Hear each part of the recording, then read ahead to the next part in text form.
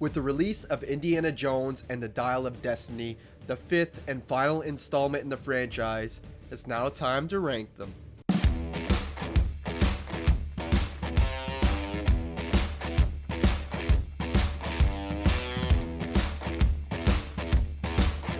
Hey guys, welcome back to the channel. Hope you're having a good one today. I'm the Movie Ranker, and today I'm ranking all 5 Indiana Jones films from worst to best.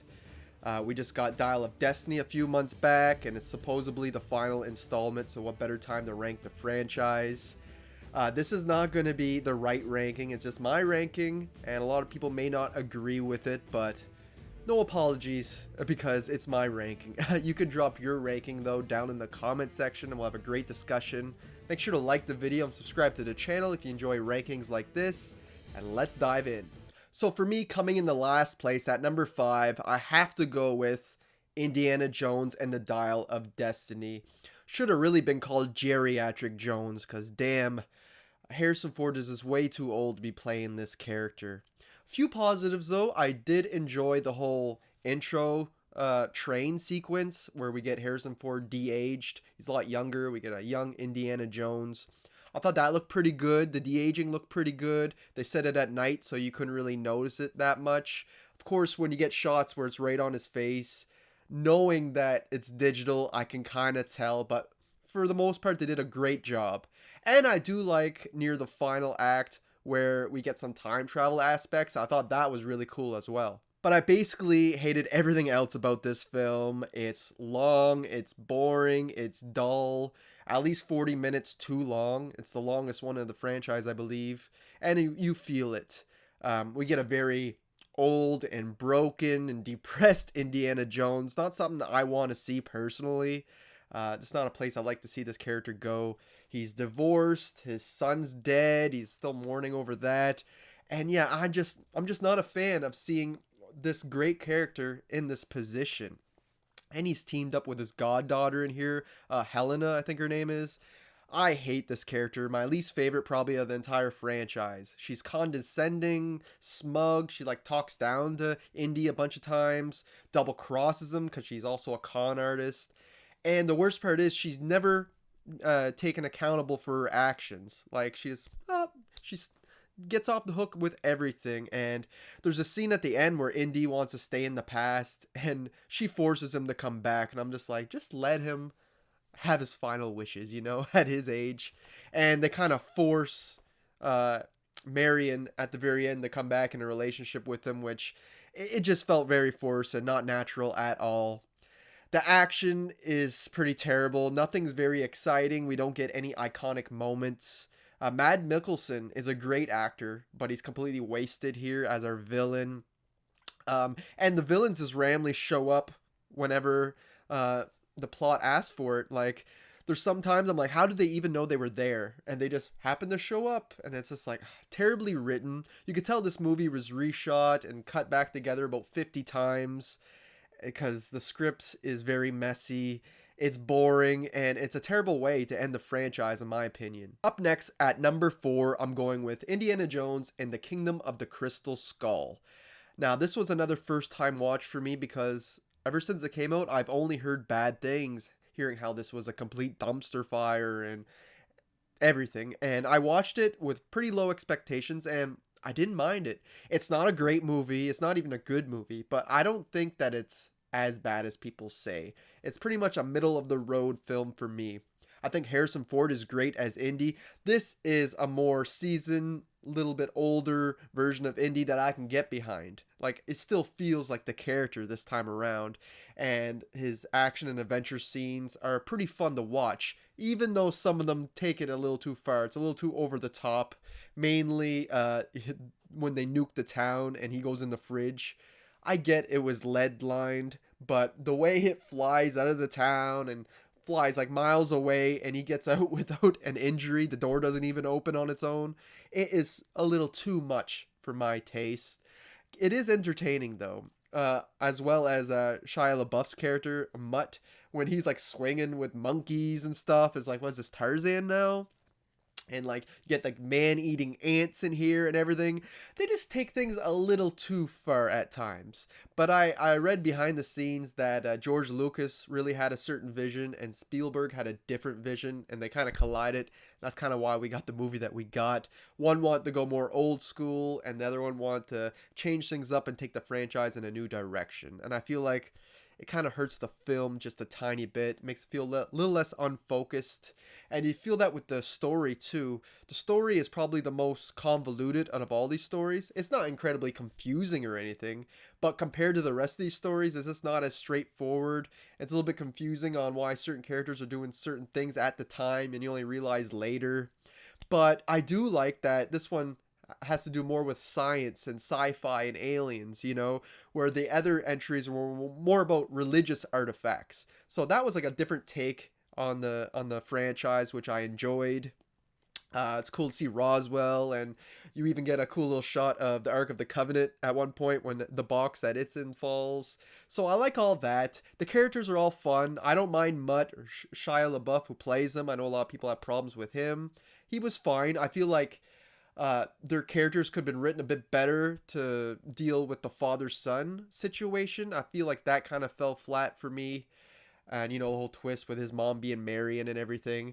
Especially coming off of The Last Crusade, which already dealt with a father-son type situation and did it so much better than this one. But yeah, at the end of the day, this one's serviceable. It's watchable. It's not a good movie, but it's not necessarily a bad movie either. Like I said, it's kind of middle of the road for me. And I do like the way it wraps things up in here. It has a way better ending than Dial of Destiny. The franchise should have ended here. Making our way to the heavy hitters, my top three. Now, the original trilogy is loved for different reasons. Everybody has a different favorite. But for me, at number three, I have to go with The Last Crusade. And there's people that absolutely love this movie, say it's the best in the franchise, and that's great for you. I do enjoy it. I think it's good. I just don't love it as much as my number one and my number two, which I'll get into. But yeah, this one's pretty fun. It kind of goes back more to the style of Raiders, especially after the reception Temple of Doom got. People saying it was too dark and, too mature for that type of movie. But at the same time, I feel like this one overcorrected it. It went even more family friendly and a little bit childish, more compared to Raiders. Like, they went too family friendly, I feel, in this one. Some scenes come off as a little bit goofy and silly at times, where I wish it would have been taken a bit more seriously. In particular, like the whole intro where River Phoenix is playing a young Indy and they're running on the train and that, and you got like rhinos, horn coming out of the roof, and it's just very silly. Seems like something you'd see in a children's film.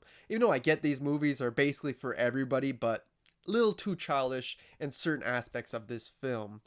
But one thing I do love is the relationship between Indy and his father, played by the great Sean Connery. And it's cool to see him in a role where he's not this crazy action star, he's from James Bond and whatnot. And here he's more of like an academic, more of a brain than an action star.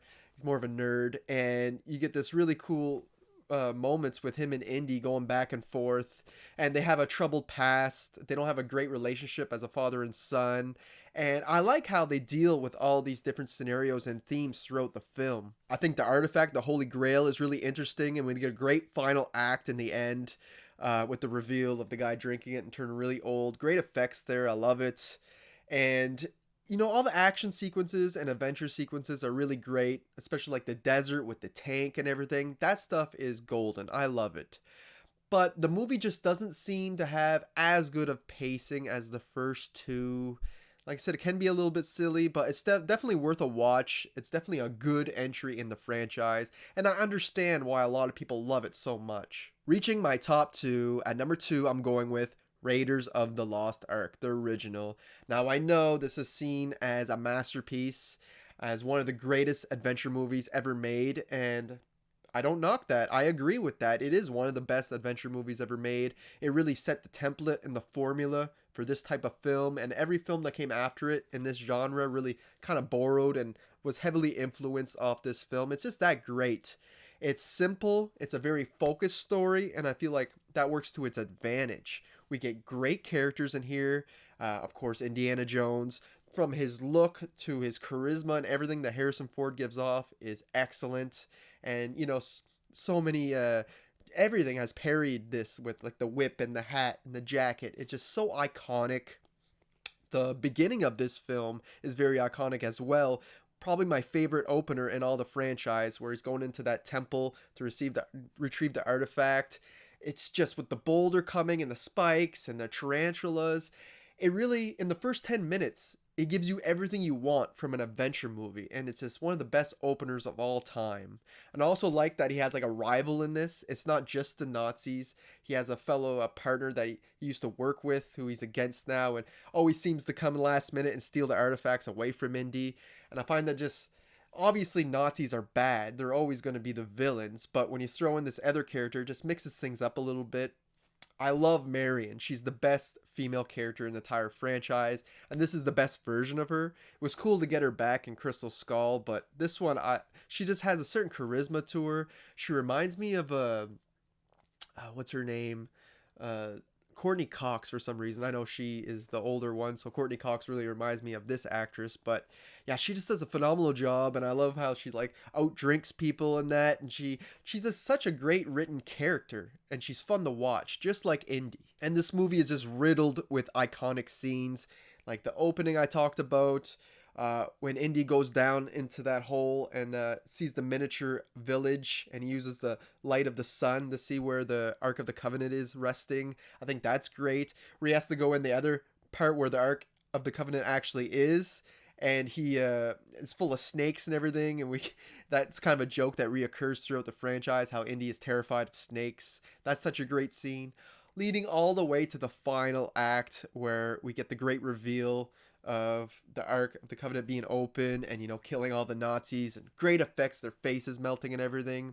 And this is when Indy realizes that this is real, that he starts to believe in the magic, because at the beginning of this film he states he doesn't believe in magic. This is just an artifact. He just wants to put it back in a museum. But by the end he starts believing. I think he always believed a little bit, but by the end he wasn't taking any chances, and good thing. Honestly, it's really hard to find a flaw in this movie. Like I said, the action sequences are phenomenal. Whether he's fighting a guy by the plane that's spinning and the fire, to all the chase scenes, to where the guy comes at him with a sword, and he's so tired he hauls out his gun and shoots him. It's such a great moment. The only little nitpicks I could really think about while watching this film over again on rewatch is there are a few instances where there's movie magic being played, like where Indy and that other guy can lift the stone and move it off of the chest, or there's another part where he moves like a block of granite out of like a pyramid thing to get out, and it's like, how heavy those weigh? There's no way this man can move stone. But those are just little nitpicks, and it's a movie, so you gotta expect a little bit of things like that. It's cinema, right? Just like when he's getting dragged behind the truck with the rope and all the rocks and stuff that would be cutting him open. But yeah, like I said, they're very, very, very small nitpicks. They don't hurt the movie's rating at all, and I understand why people see this as one of the greatest films ever made. But for me, coming in the first place, I have to go with Indiana Jones and the Temple of Doom. I know a lot of people don't even like this movie. They have it pretty low on their ranking. And what I come to find out, is most horror fans like myself actually really dig Temple of Doom and have it higher on their list than the average person. That's what I come to realize, because this movie's very dark. It's very violent. It basically created PG-13. After this movie came out, they were like, this can't be PG. We have to come up with a new rating system. And I think those are all the reasons why I absolutely love it. And besides that, the pacing is just phenomenal from start to finish. The best pacing out of all these movies. It's like a roller coaster ride from start to finish. It just never lets up.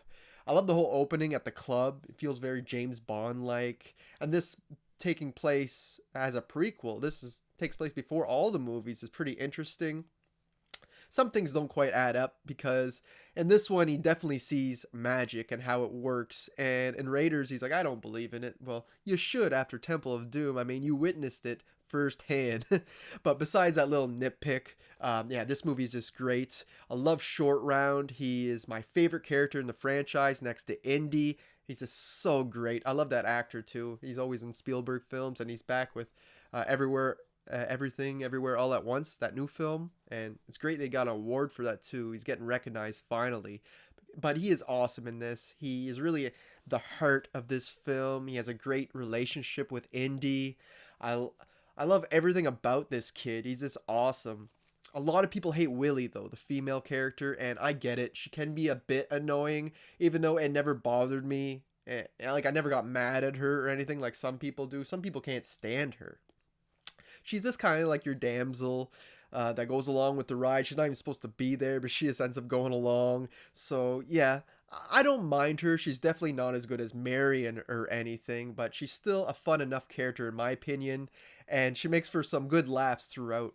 And I always find that scene, that will they or won't they scene with Indiana in one room and her in another, and they're both like waiting on each other to come see each other. I thought that's kind of fun. This movie knows how to add in the humor at the right times while still being the darkest franchise in the series. And once they get into the temple with the sacrificing and the pits and the fire, perfection when it comes to, you know, a set design, by the way. But when it comes to that, the movie just gets so dark. I mean, we get sacrifices, we get child slavery. It's really not something you expect from an Indiana Jones film, but it absolutely works in this context with him going in there trying to help out the people from India to retrieve these artifacts back and bring them back to the village. And yeah, it's just an incredible story, super fast paced. We got so many great action sequences, whether we're talking about all the fight with the mine carts to everything before that to up to the finale with the rope bridge and the crocodiles underneath. It's just non-stop fun action. It goes dark at times, but it even brings an emotional punch when a short round and Indy, you know, Indy's all messed up and like on the voodoo or whatever, and Indy has to burn him. You can tell he really doesn't want to, but it's the only way to wake him up. And yeah, it's just such a great film, and I don't understand the hate it gets. Yes, I get it's dark, but I think it works personally. There is, again, one little nitpick. If I had to say something bad about the film, I would say the whole scene where they're falling out of the plane with the raft, the water raft, and they land in the snow and in the water. That is a bit too silly. That's what I was talking about with the Last Crusade, how things can get a little bit silly.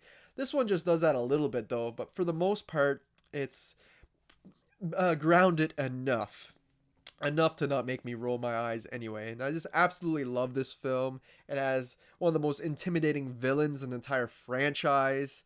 It's just my personal favorite, so it easily comes in the first place for me. So there you have it, guys. There's my ranking of all 5 Indiana Jones films. I hope you enjoyed it. Like I said earlier, I'm not going to apologize for the way I rank this because that's my personal taste. But I'd love to hear how you rank this franchise. Especially seeing where the last 2 entries land is pretty interesting.